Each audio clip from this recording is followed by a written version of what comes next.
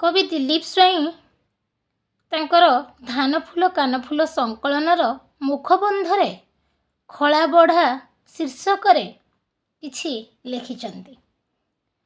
धान गौणिए बिकी कान फूल किणीदेवार प्रतिश्रुति जेतिकी पुरुणा सेतिकी पुरुणा अध गौणीर दुख, सेतिकी पुरुणा अधा गौणीर दुख।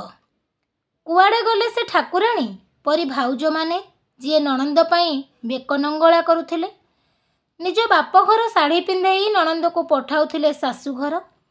कौन करुथिबे एबे भद्रकर मनोरंजन बारिपदार कंदर्प।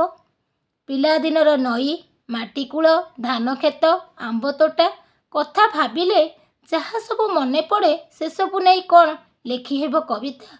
एबे तो सबुठी धान केन्दरार गीत। लेखिले धान फूल न लेखिले कान फूल। कवि दिलीप कुमार स्वाई। नमस्कार। खूब चमत्कार लगला ए धाड़ी सबू।